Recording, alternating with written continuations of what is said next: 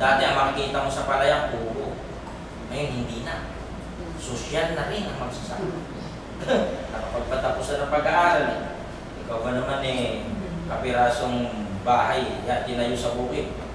Baka payapa, ano? Ang mga damo ay nagiging kaagaw ng isang halaman sa kanyang paglaki. Kaagaw sa nutrisyon, kaagaw sa pagkain, kaagaw sa pwesto, kaagaw sa lahat ng benepisyo para sa totoong halaman na inaalagaan. Mahirap pala yung may kaaga. So makikita natin dito, talagang yung talinghaga ay tumatama dito sa mga pariseyong nakikinig dahil nga ito ay para sa kanila. Yung mga alagad na nakangiwit, sabi ng Panginoong Hesus, kinakausap niya secretly. Halika kayo. Panginoon, ano yung sinasabi mo kanina? Halika, papaliwanag mo siya. Yan. So makikita natin yan, inihahanda. Ang paghahanda ng lupang taniman ay mahalagang maihanda bago magtanim. Makakapag-ani ng masagana at mataas na uri ng gulay kung maayos at angkop ang lupang tataniman. So ayan na siya ngayon sa good soil. Yan yung nakaraan. Ano po? So papakita natin ngayon yung talinghaga. Ang sabi diyan, ganito ang talinghaga o paghahalin tulad. So merong inihahalin tulad doon sa isang damo sa triguhan na ikinuwento ni Jesus sa mga taong nakikinig tungkol sa kaharian ng Diyos. Ito nga yung talinghaga ng triguhan at sa damo. Ano po? O the parable of the weeds. Napakahalagang malaman natin ito sapagkat ang pinag-uusapan dito ay dalawang tao naman. Ano po?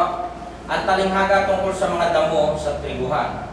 Lahat ng binabanggit sa chapter 13 ng Mateo na manghahasik, lahat yung parable na yun ay may kinalaman sa pagsasabo ng salita ng Diyos sa mga tao. Ayon sa Mateo 5:45, upang kayong maging mga anak ng inyong Ama na nasa langit, sapagkat pinasisikat niya ang kanyang araw sa masasama at sa mabubuti, at nagpapaulan sa mga ganap at sa mga hindi ganap. Napakabuti ng Diyos, no? Dapat lahat ng tao masama, pagpapatayin na lang, ay hindi ganun ng Diyos. Makatwiran siya. Balanse siya. May isang araw na itinakda ang Diyos na paghatol sa lahat. Kaya sinasabi niya sa talata, pinasisikat niya ang kanyang araw sa masasama at sa mabubuti. Nagpapaulan sa mga ganap. Sino yun? Yung mabubuti. At sa mga hindi ganap. Sinong hindi ganap? Yung masasama. Di ba napakabait ng Diyos? Nagbibigay pa ng pagkakataon sa mga ayaw tumalima sa Ebanghelyo, sa mga ayaw sumunod sa salita ng Diyos. May panahon pa na ipinagkakalooban Diyos. Ano? Sa mga panahon na ito, makikita natin na ang Diyos ay napakabuti. Hindi niya nais na mapahamak ang lahat, kundi ang lahat ay yumukod, humingi ng tawad sa kanilang mga kasalanan. Pasok po tayo. 13:24. Talinghaga tungkol sa mga damo sa triguhan. Nagsalaysay muli si Jesus sa kanila ng isa pang talinghaga. Sinabi niya, ang kaharian ng langit ay katulad ng isang taong nag-aasik ng mabuting binhi sa kanyang bukid. Panibagong parable na naman to. Nung nakaraan, sa chapter 13 verse 1 to 9, nag-aasik din. Pero ang tumatanggap doon, 4 na uri ng mga taong binabanggit natin kanina, na 4 na uri ng puso. Matigas ang puso, rocky heart, thorny heart, at good heart. Dito naman may pinakikita sa paraan ng paghahasik. Dalawa naman yung nakikinig dito. Ano po? So intindihin natin maigi yung nasa sa monitor. Ang kaharian ng langit ay katulad ng isang taong naghahasik ng mabuting binhi sa kanyang bukid.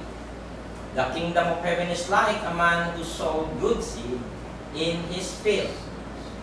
Isang gabi, 13:25, habang natutulog ang mga tao, dumating ang kanyang kaaway, naghasik ng mapanirang damo sa triguhan at saka umalis. So kapansin-pansin, ano yun? Yun sa 2 talatang nabanggit, dalawa yung naghahasik. Focus, 24. Ano yung una? Taong naghahasik ng mabuting binhi. So ito yung may-ari ng palayan, owner. 25. taong naghahasik ng mapanirang damo. Ito yung halaman. So naghahasik yung isa ng mabuti, naghahasik yung isa ng masama. Dalawa'y naghahasik. Ano po? But while everyone was sleeping, his enemy came and sowed weeds among the wheat and went away. Anong ibig sabihin nito? Nakangiwi na yung mga alagad. Ano na? 13:26. Nang tumubo at magbunga ang trigo, lumitaw din ang mapanirang damo. Sabay silang lumaki. Inaalagaan ng may-ari ng bukid na nagpapalaki yung kanyang bukid, kasama rin lumalaki yung mga damo. So when the plants came up and bore grain, then the weeds appeared also. Hindi babasa nyo, born again din. Bilis no?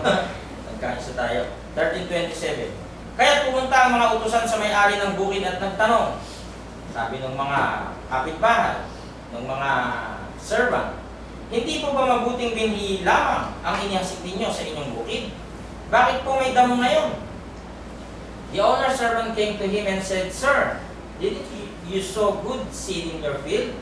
Where then did the weeds come from? Sumagot siya, isang kaaway ang may kagagawa nito. So magkakaroon ka na ngayon ng idea.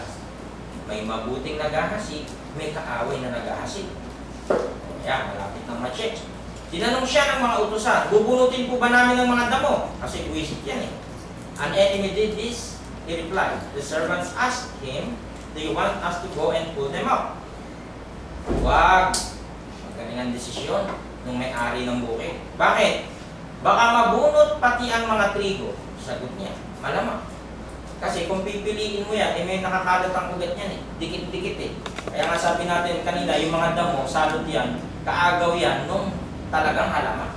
So magkakadikit yan. Pag binunot mo itong isa, mag-uugayan. Magagalaw ang ugat niyan. No.